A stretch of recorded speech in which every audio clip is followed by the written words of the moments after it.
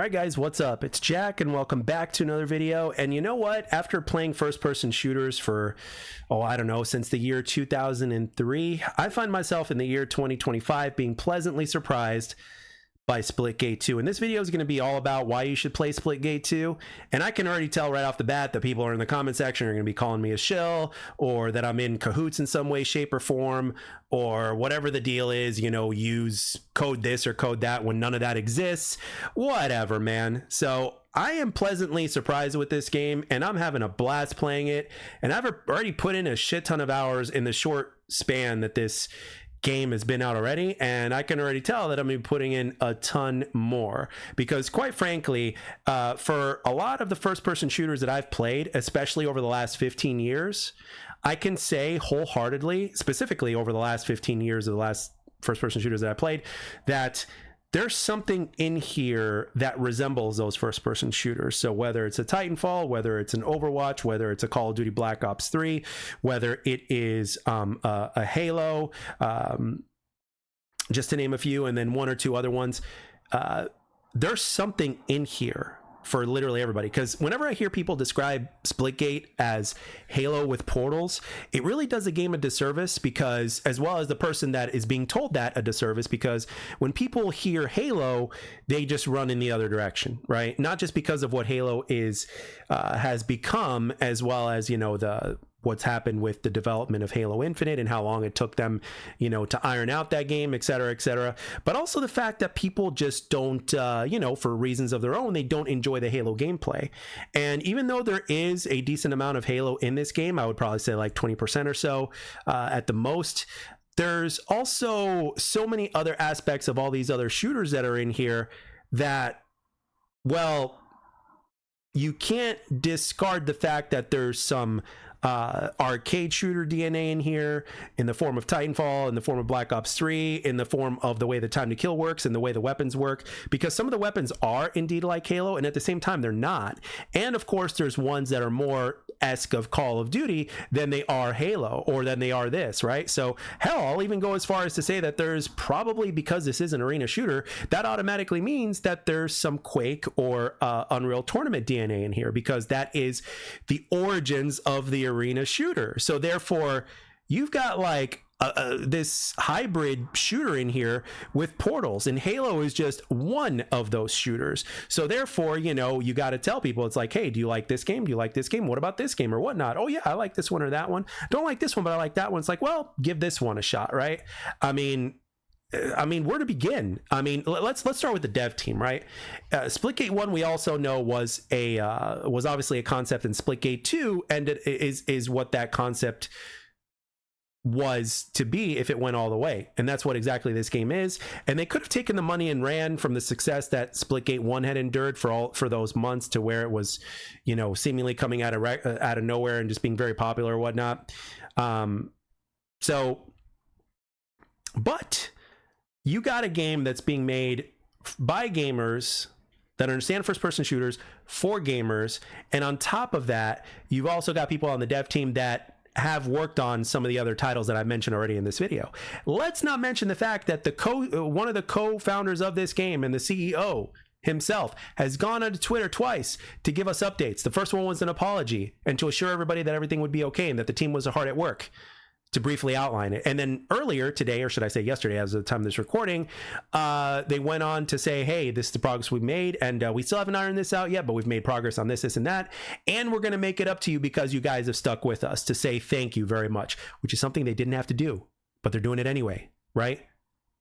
And the game is literally made for us. They have said it. I mean, even when you start this game up for the first time, when you install this game for the first time, you know, in beta form, there's like a little video by the two co-founders of this game or whatnot that basically say, hey, we made this game for you. And that was a big thing for them or whatnot. So, and they want us to enjoy it, blah, blah, blah. And again, I'm paraphrasing, you know, what was mentioned or whatnot.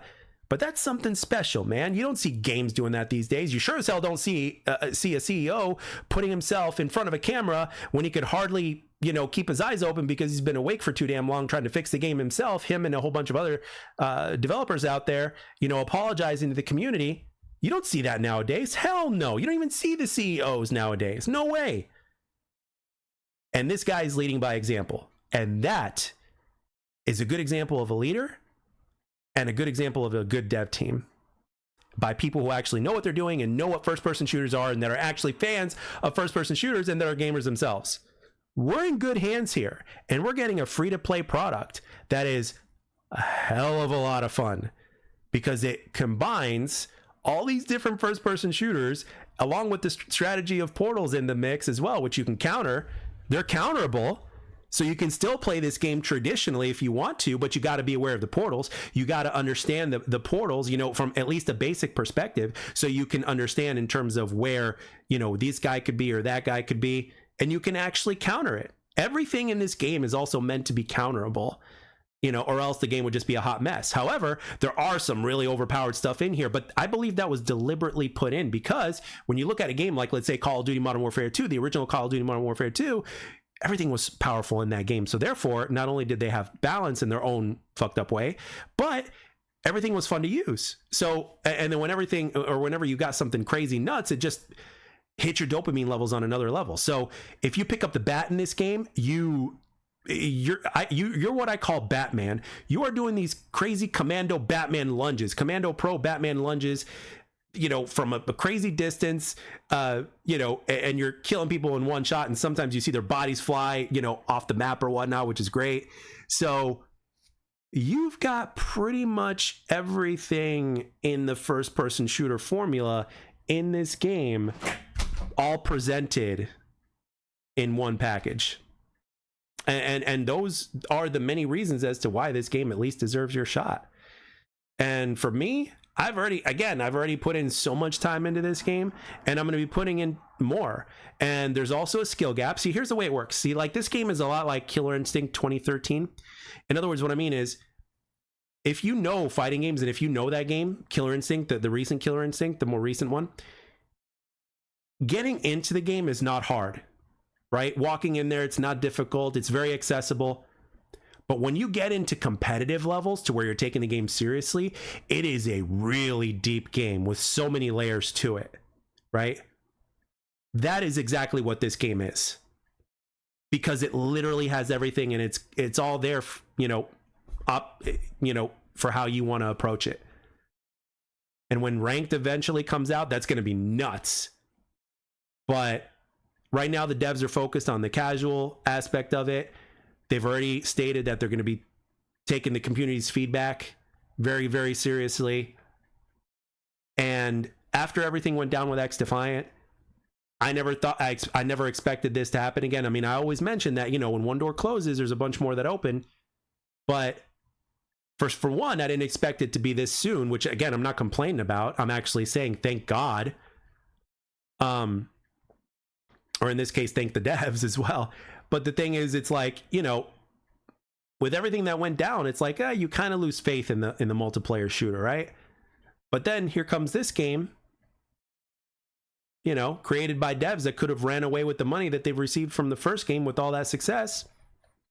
But instead, they decided to make this game. That speaks volumes.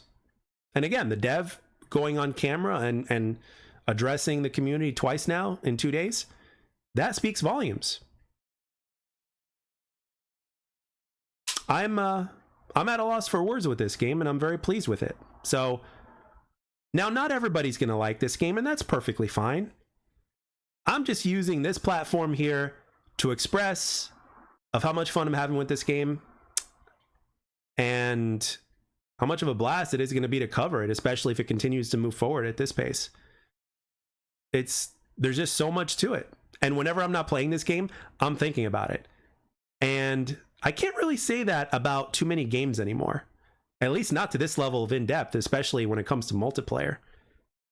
So I find myself, you know, in some cases even feeling younger again, because back when, for instance, Call of Duty was in its prime, it was a special time in gaming. Or when Halo 2 was first released on the original Xbox, that was a special time in gaming. And when Xbox Live went live, you know, or when Halo 3 came out, or when the original Black Ops 1 came out, et cetera, those were special times of great memories.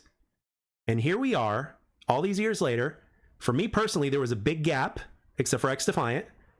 But unfortunately, thanks to what went down with X Defiant, it doesn't have much time left. But on the plus side, we've got ourselves a hell of a game here that has hella potential. And at the end of the day, it's going to be up to us, the community, as well as the developers. I mean, I'm more than willing already to give the developers the benefit of the doubt, obviously. But it's going to be up to us, the community, to basically steer and guide this game in the direction that it's going to go. And hopefully it reaches its full potential, because it would be a damn shame for this game not to. And even if you don't like this game, I'm not trying to say, oh, you should like this game. Not everybody's going to like it. Of course not. But it's an ethical game.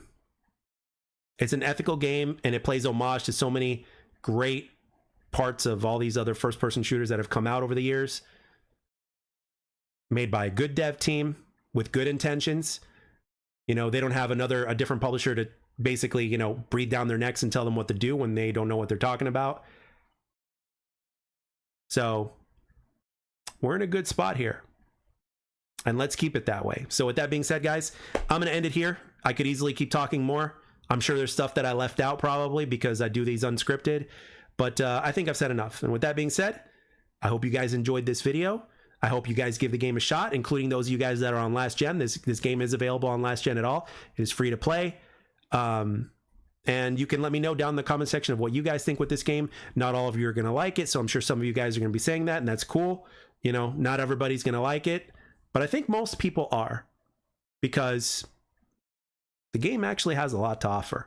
And I think with time, it's going to offer even more.